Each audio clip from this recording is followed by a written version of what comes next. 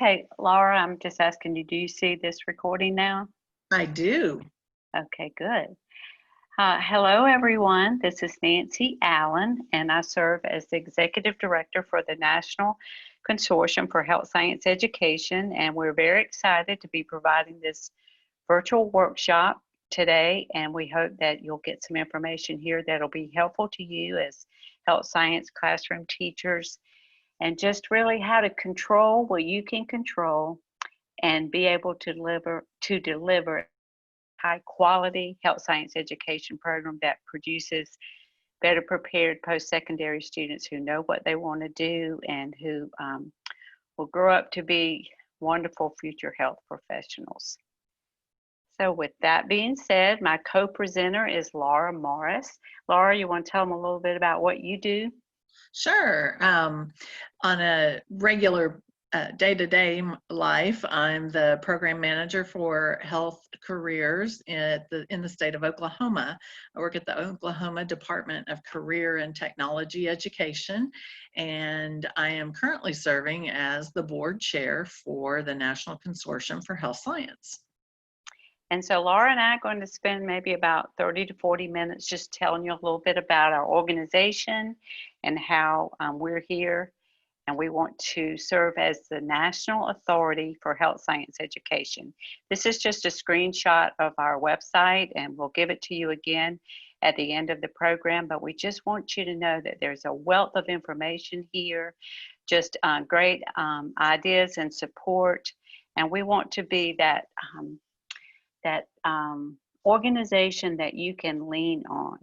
And we want us to be the go-to person for you when you think about what do I need to teach, what's going on across the nation in health science education. And we are a collaborative of health science state leaders. So those people at the state education agency who have authority over some middle school, certainly secondary health science education programs, and some of our health science state leaders also have responsibility for post-secondary programs or certificate adult programs. So we have the health science state leaders as a part of our group, as well as professional organizations and associations, and we have publishers and educational resource providers, which we'll tell you a little bit about in the further along today.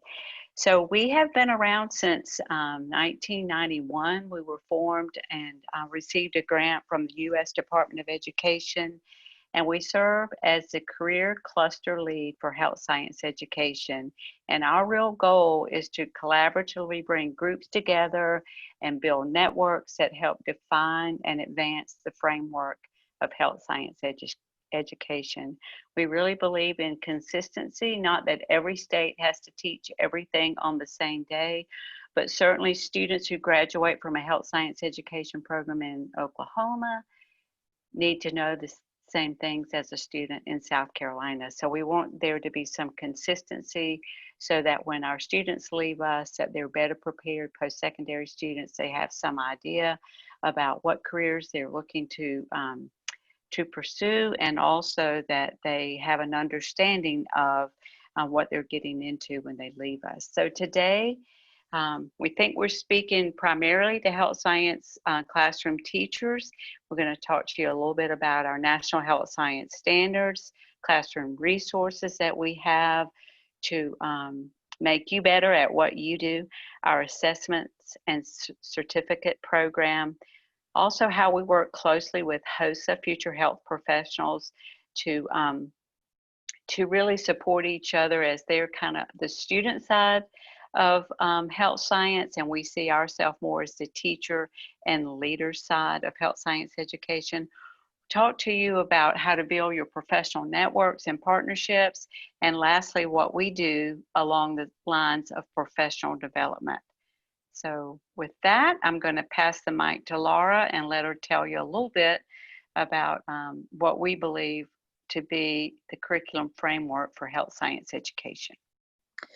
Thank you very much. So years ago in 1991, when we were named the lead for health science standards, a large group of healthcare professionals spent about a year and a half putting together their ideas for what they felt every healthcare professional on an entry level should know how to do. And that's when the health science standards were born. Since that time, they've been revised on at least, if not every year, every other year. And when I say revised, maybe not the entire standard, but as certain things have changed, buzzwords have changed over the years, we try and keep up with whatever is current in the industry. So we'll bring professionals back in who are part of the industry, current industry, and also educators, so they can help put things in a way for teachers to understand. So with these health science standards, they're basically the essential knowledge and skills, the very core of what all healthcare professionals need. My background's athletic training. So every time I read a standard, I think to myself, as an athletic trainer, did I need to know that? Nancy's a nurse. She runs it through a nurse filter. We have people on our committees that have literally covered every profession that there is. And so that's our filter that we use when we're trying to identify standards. For students, the idea behind having standards is to give them a clear direction. What exactly do they need to know? And that means for teachers, what exactly do you need to teach? If you don't have that outlined in your head as you're trying to teach a topic or put together a lesson plan, you will probably not be as successful with students as you could be. So this framework has been put in place to help design curriculum and assessments. One of the things we do work with hand in hand is our Publishers and Resource Coalition members. And so we have, over the years, we've worked very hard to make sure that they are incorporating the most recent National Health Science standards into their products. Okay. So Laura, I pulled up the standards there. If you want to, do you want me to scroll through and? Yeah, I'm not seeing them on mine, so. Okay, sorry. Let me do the share screen. It says, hold on. Okay, hold on. I think you should. Do you see them now? There we go. Perfect. Okay. I asked Nancy to pull this up before we were talking, before we started today, because I think it's so important to see exactly what the standards look like. So as you can see, the first, each one of the 11 standards has a it's in green, and it tells you what that foundation standard is. So this first one is academic foundations, and it includes anatomy and physiology, it includes medical math, it includes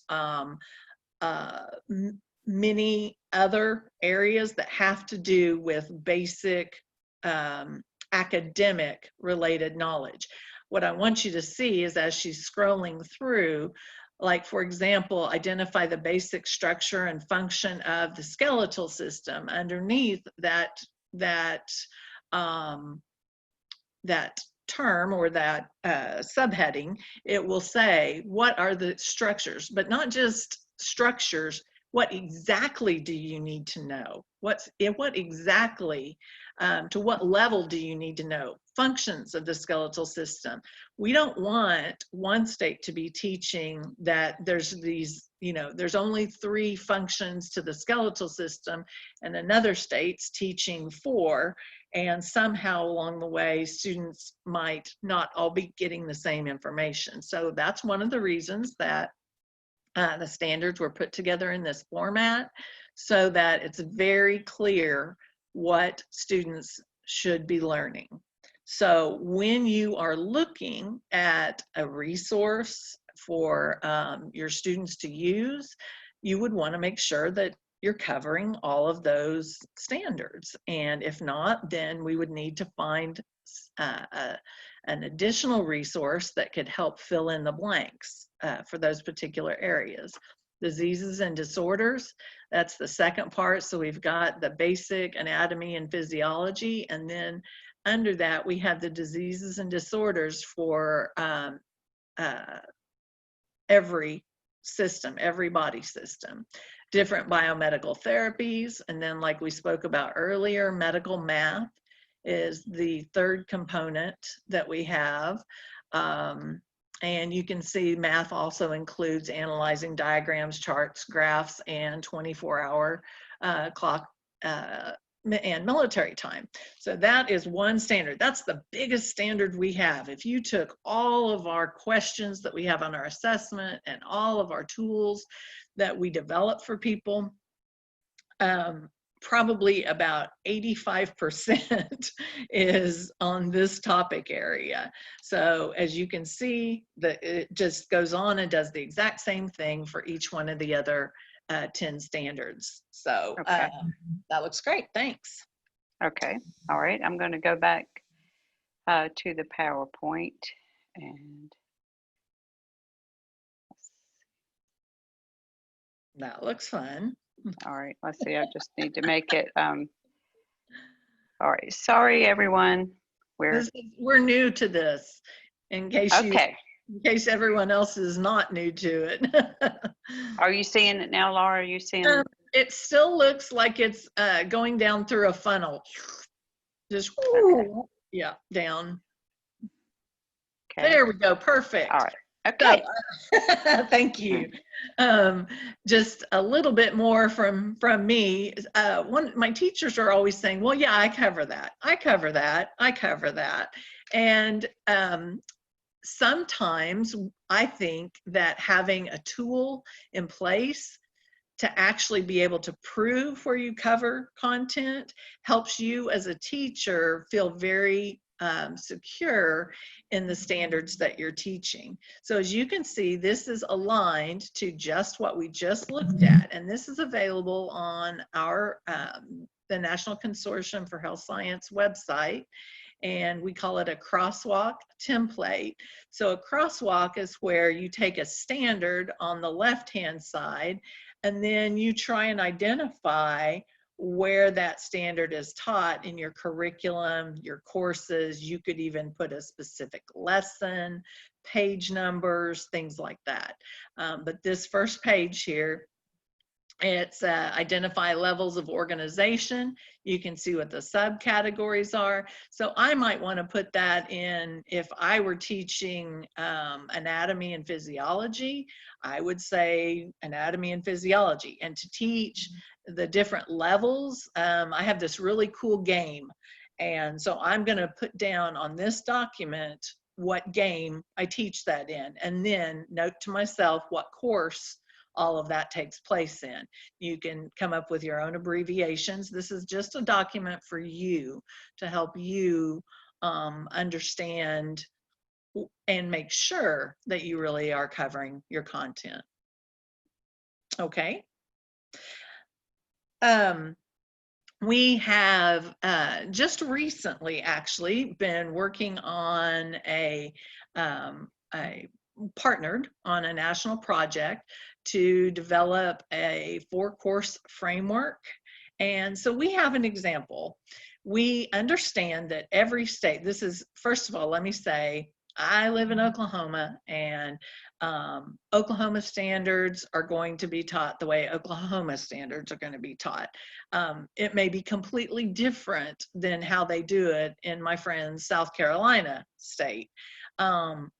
But this is just an example, especially for those states that might not have a lot of direction on specifics.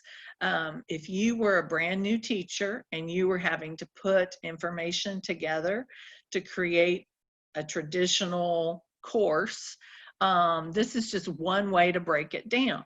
So we have foundations of healthcare professions, essential healthcare practices, and then we've broken the human structure, function, and disease up into the third and fourth courses.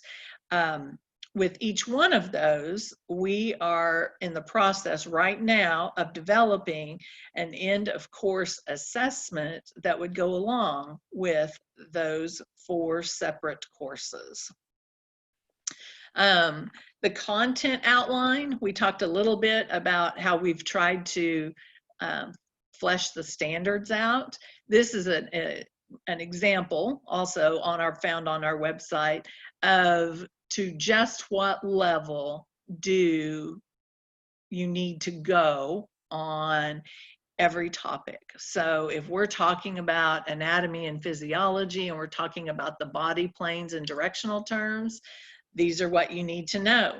It's been interesting. I've had the opportunity to look through some different resources, and sometimes you'll find that not every resource covers all of these. And so we'll continue to work with our partners to help them see that they need to cover all those areas. But you as a teacher, if the book doesn't say it, this shows that you still need to cover it. And why? Well, for one reason, it's going to be on the assessments that we have. Okay? Okay. Okay, thanks. All right, thanks, Laura. So we talked about resources that the consortium has available for you as classroom teachers. Not sure if you've heard of this resource in the past, but it has been around for about 8 years, and we call it the Health Science Curriculum Enhancements. It's a collaborative of PowerPoints, lesson plans, activities, projects, websites, I said projects, didn't I? On and on, created by health science teachers. And we have tried to keep this updated, and the last revision was about 3 years ago. And as Laura mentioned, the National Health Science Standards are updated frequently, and so they were last updated in May of 2019. So with that follows an update to the curriculum enhancements. And this particular update is going to be quite the game changer. If you've used this resource in the past, we hope you found it to be very helpful in teaching the standards. It doesn't replace the wonderful textbooks and other classroom resources created by our partners, our publisher partners, our other equipment and supply partners, but it does give you some additional ways to deliver the National Health Science Standards. So we're excited to say in August of 2020, this revision will be coming out. It'll be highly interactive and also have lots of technology. And certainly if some of your schools may be going with blended learning where you do some online and some face-to-face, we think you'll find parts of this new resource extremely valuable to you. It will be available to member states for $350. So if your state is a member of the consortium, and we do have about 30 states that are members, it's $350. If your state is not a member, it's still very affordable at $500. It's available as an online store purchase from our website. You get a link where you can go in and download all the content. It's in folders by the 11 foundational standards, and we are just very, very excited about this. We will offer a webinar, a free webinar, so if you're interested in just learning more about it before you make the purchase, before you approach your administration about making the purchase, we'll be doing that webinar in August as well, and that information will be posted on our website. So you're welcome to join and hear about how this might be a resource that you think you can't live without.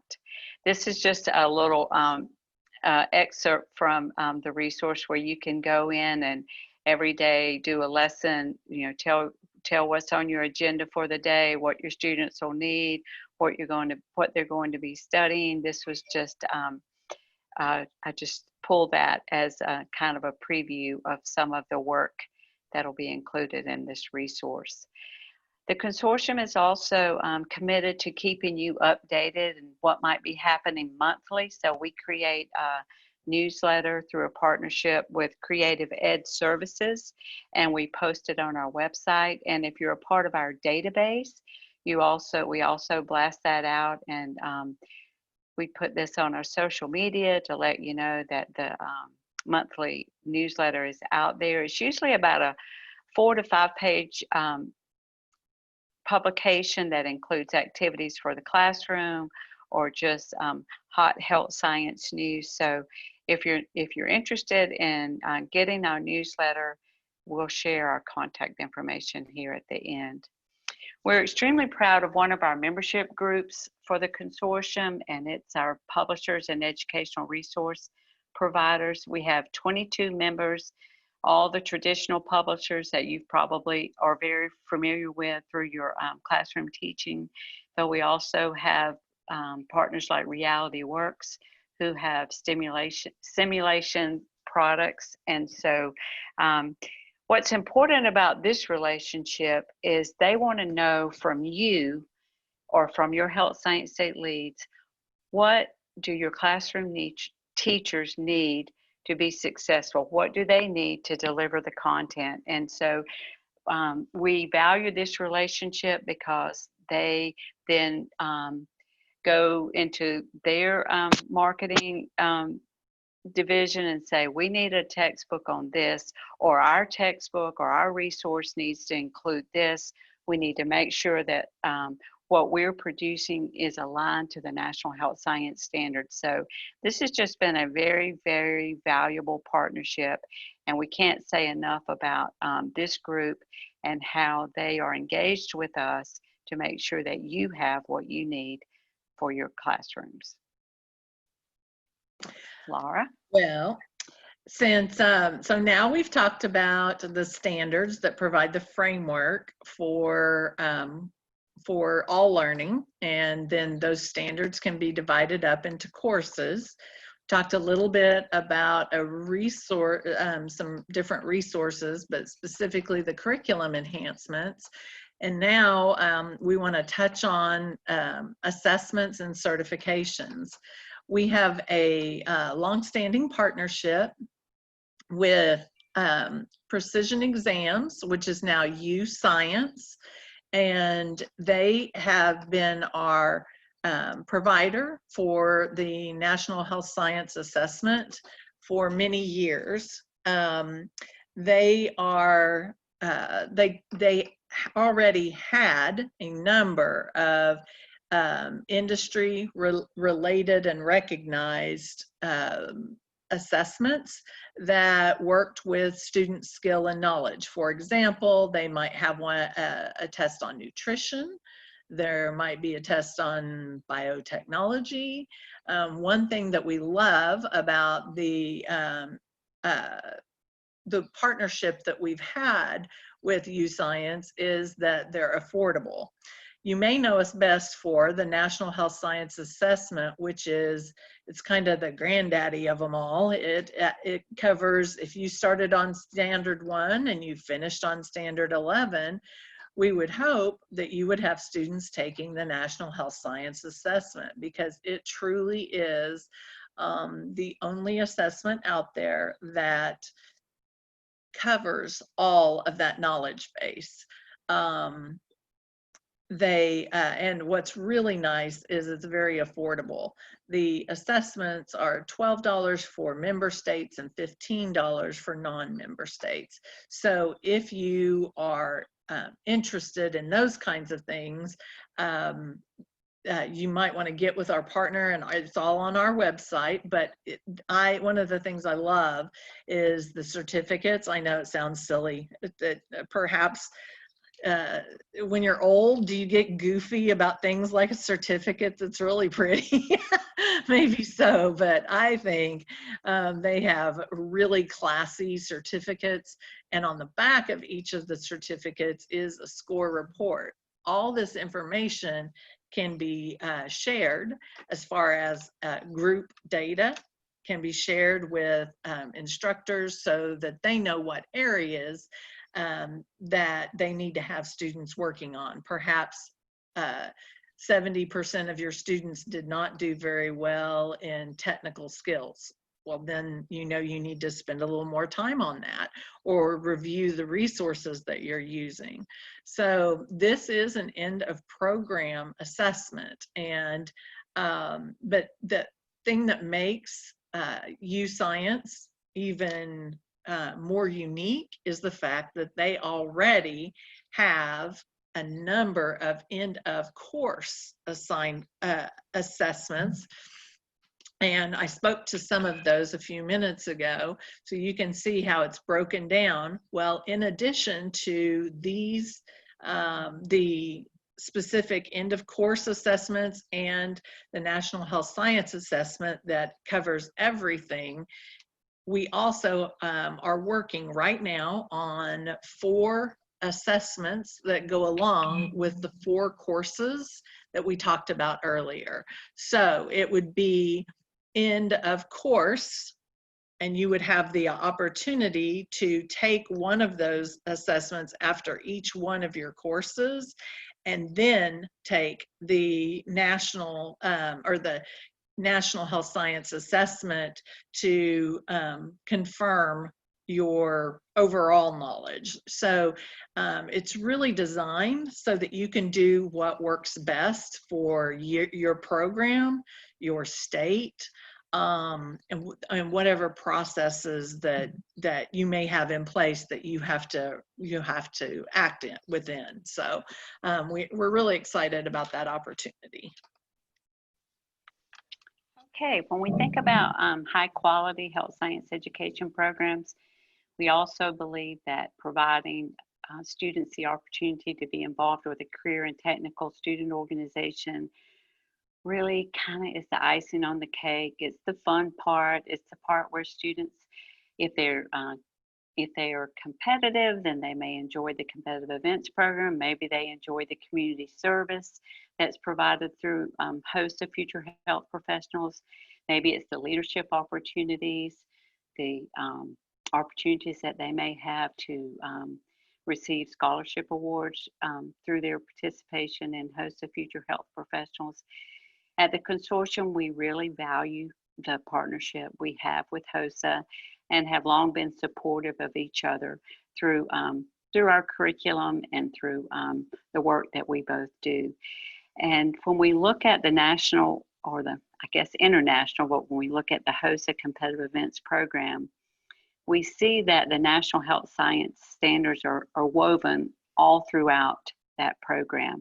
And sometimes as teachers, we think, oh, I don't know if I teach all this. When do I do this? You know, do I teach, do I really teach epidemiology? Do I teach forensic science? And so when you think about how can you reinforce that, when can you do it, we then thought that it would be valuable to crosswalk where the National Health Science standards are included in those, I think, probably over 60 different competitive events that are offered by HOSA Future Health Professionals. So this crosswalk just provides you validation as a teacher to say, yeah, I do teach that. I can teach that here. I can use this competitive event to reinforce what I'm teaching in the classroom, and use the free rubrics or rating sheets, the guidelines that are posted at hosa.org to even grade some of my students' work. So we encourage you to take a look at the crosswalk. It's available on our website, as well as under CE Useful Tools on the HOSA website. So you can see, and we update that every year as we know that there are changes to the competitive events program, as well as slight changes. We don't crosswalk it all the way down to the objective level, but we do crosswalk it to the foundation standards 1 through 11. So this is, I'd like to introduce you to my baby. No biological children, but I think that I probably have more passion for this organization than is maybe natural. I don't know. I don't know, Nancy, what do you think? Anyway, about Well, you helped found it, so you should.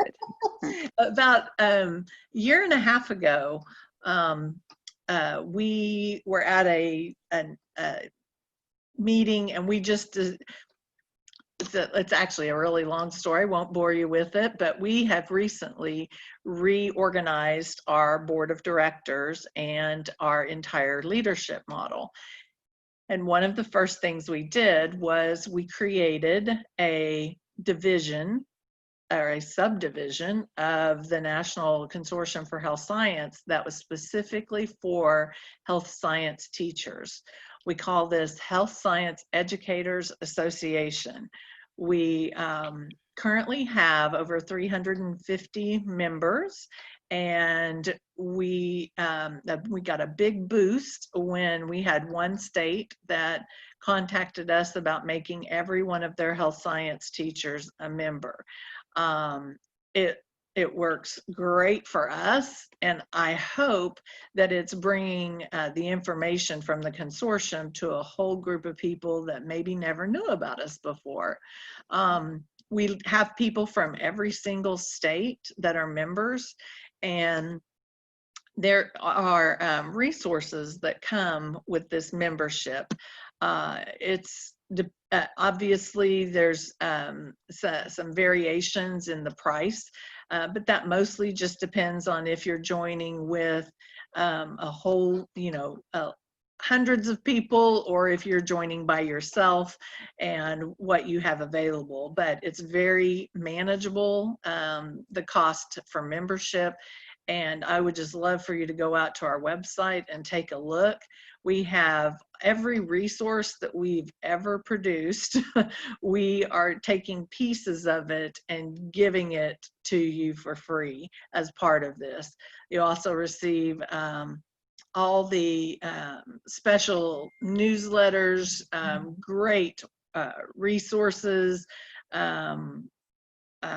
We have webinars, there's just so many things that the Health Science Educators Association, they're kind of our premier, they get the first jump at a product or whatever too. So I don't know how to say it right, but it's really been cool. I told Nancy that one of my favorite things ever in the last year was when we had people that were calling us asking if we had ideas or resources when the COVID-19 pandemic shut down our schools.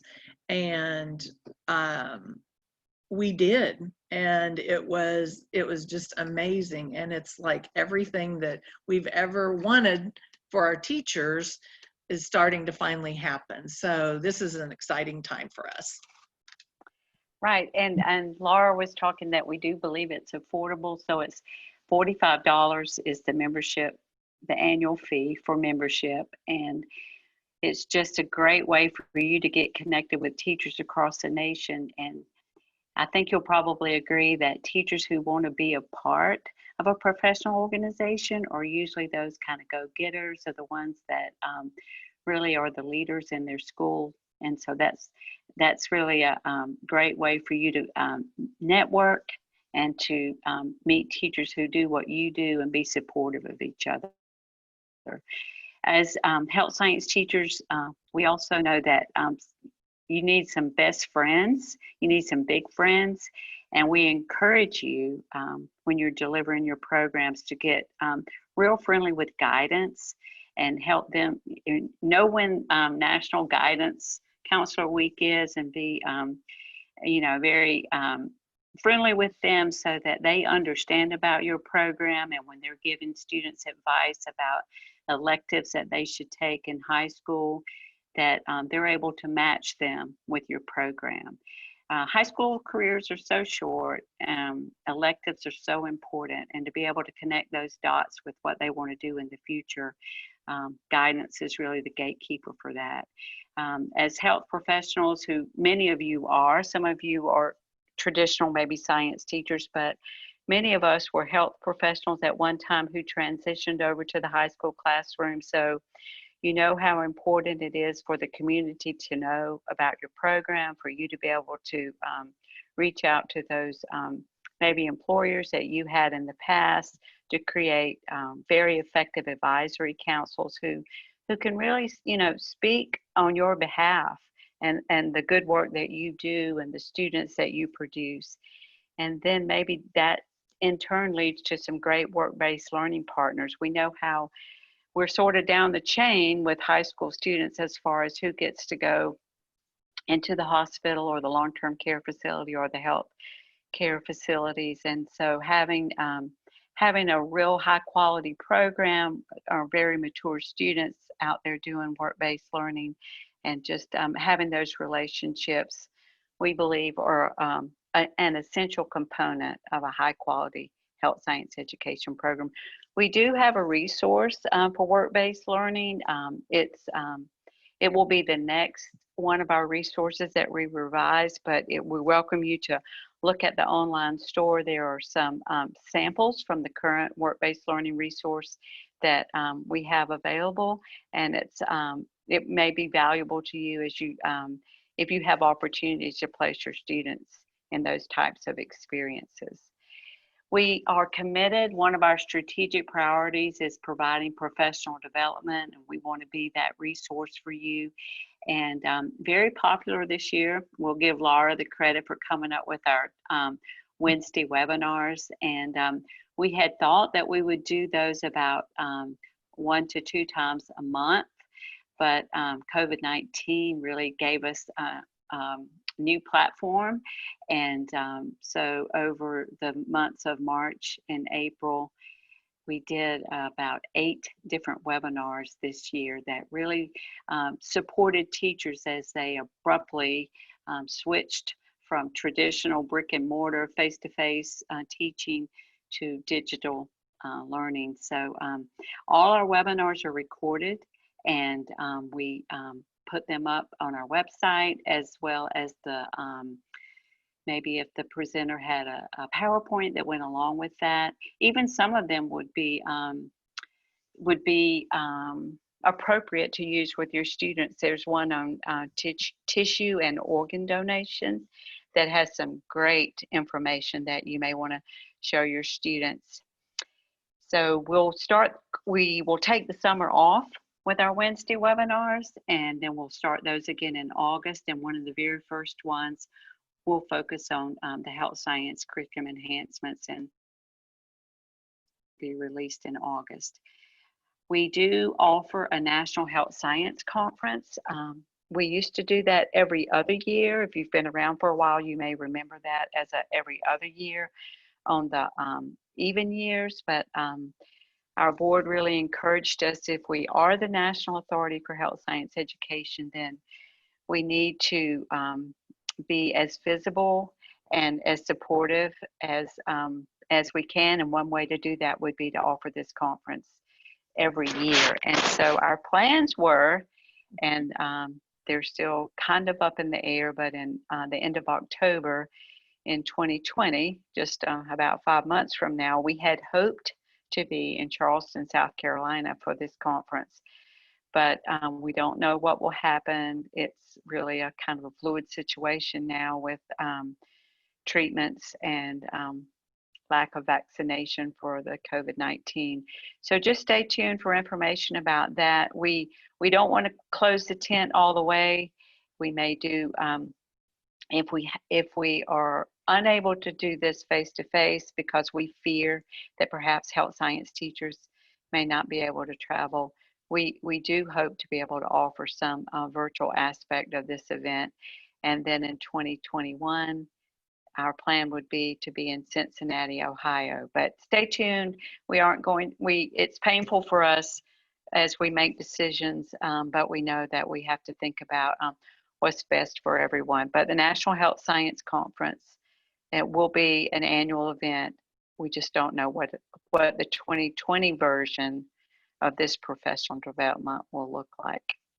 Laura says this looks like a roll of toilet paper, but actually it's a bookmark. And so We just put this here to remind you to control what you can control. Be that voice to your administrator about what's best for your students and doing what's best for your students. And we want to be that